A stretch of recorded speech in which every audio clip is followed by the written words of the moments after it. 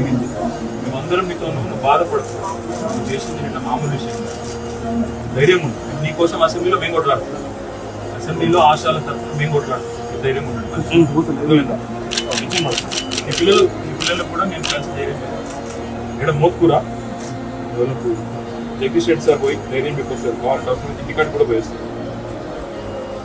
తెలుసు ఆయన అక్కడనే కదా సార్ది నాగారం. అందుకే సార్ది అవసరం ఇంటికాడ దాకా పోయేస్తారు అంటున్నాను. మీకోసం సార్ మజబూరి సార్ రావాలనే పరిస్థితులు ఉన్నాయి. బయట ఉన్న ఏడుపు ఒకటే ఏడుపున్నారు. ఏం చేస్తున్నాం? మూడు పని చేస్తాను. గంట సేపు ఫ్యామిలీ మీరు మాట్లాడుకోరి. ఈడ ఓకే అనుకుంటే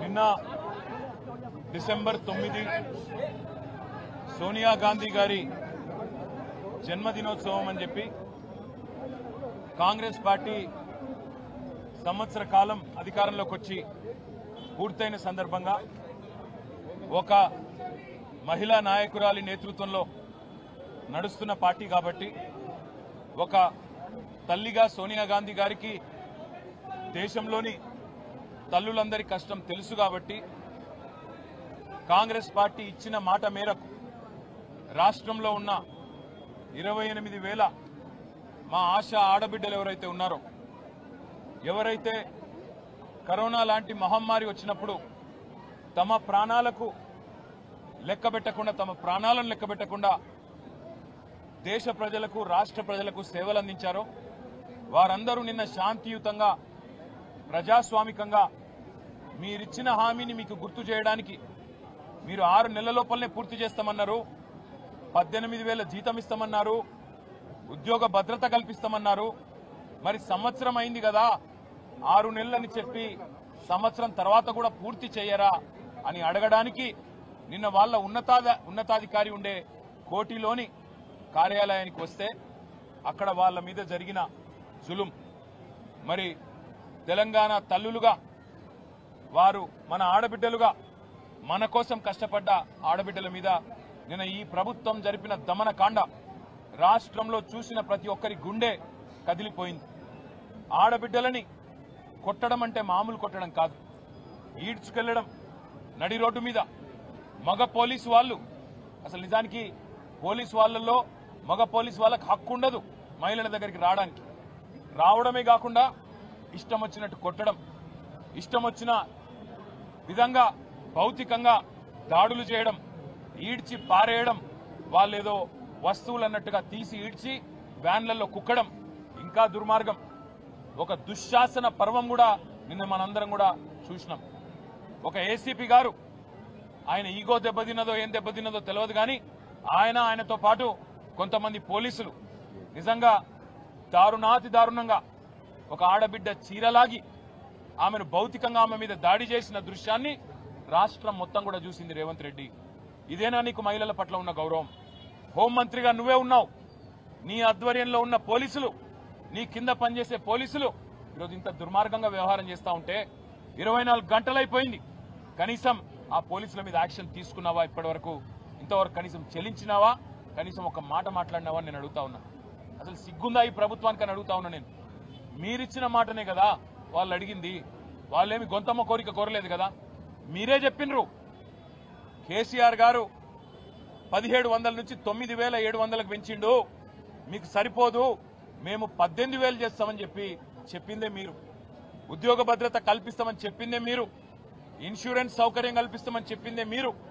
మీరిచ్చిన హామీని నిలబెట్టుకోమని చెప్పి మీ దగ్గరికి సంవత్సరం పూర్తయిన సందర్భంగా వాళ్ళు వస్తే నిన్న మీరు చేసిన దుశ్శాసన పర్వం తెలంగాణ ఆడబిడ్డలు మర్చిపోరు.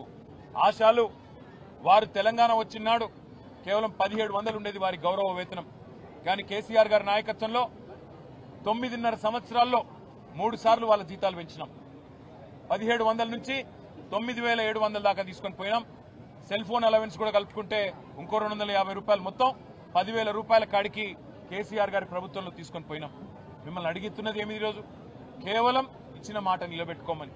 ఆ పాపానికి ఈరోజు రహీం బి అనే మహిళను, ఇప్పటికి కూడా ఆమె అడ్మిటెడ్ ఉంది, మా సంతోషాను తనను కూడా ఇష్టం వచ్చిన చోట కొట్టడం, వీళ్ళిద్దరినే కాదు వందలాది మంది ఆడబిడ్డల్ని ఈడ్చుకొని గుంజి పారేసి వారి మీద భౌతికంగా దాడి చేసి అత్యంత హేయంగా, అత్యంత దుర్మార్గంగా, అత్యంత కిరాతకంగా ఈ రాష్ట్ర పోలీసులు ప్రవర్తించిన విధానం ఏదైతే ఉందో దీన్ని వదిలిపెట్టాం.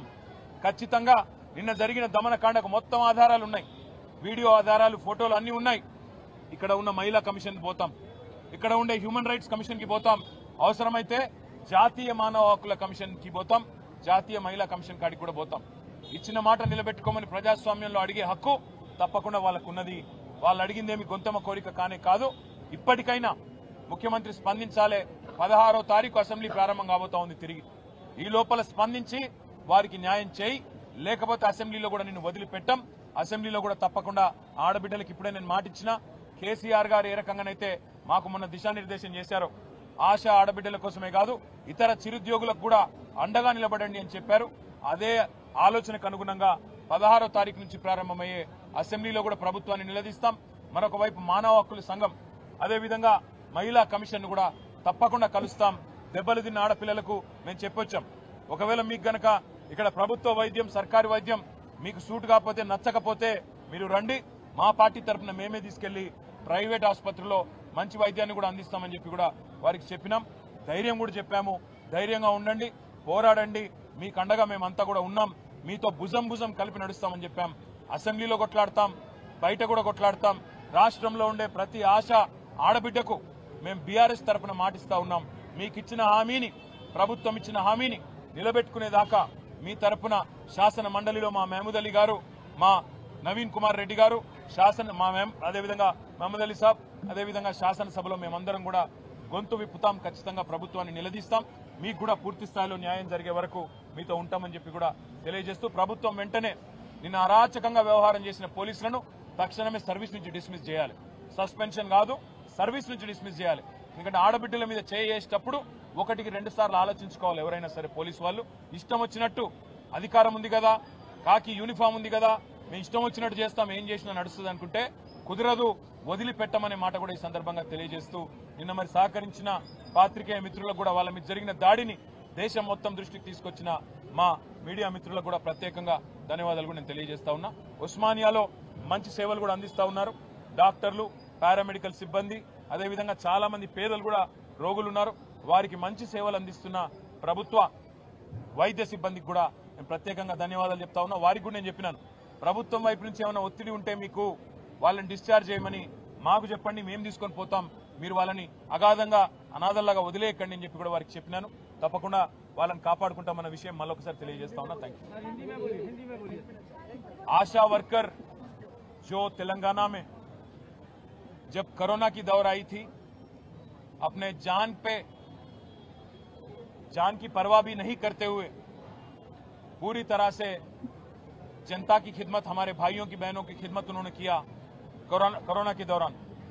आज उन पे जो जुल्म किया गया, उन पे जो कल अटैक हुआ पुलिस की तरफ से, हम पहली बात तो यह है कि कल जो अटैक हुआ वो एसीपी को, सीआई को, क्योंकि हमारे बहनों पे कल उन्होंने जो हरकत की आपने सब देखा, मैं ज्यादा नहीं कहना चाहता, इसको लेके इमीडिएटली उनको सर्विस से डिसमिस करना चाहिए।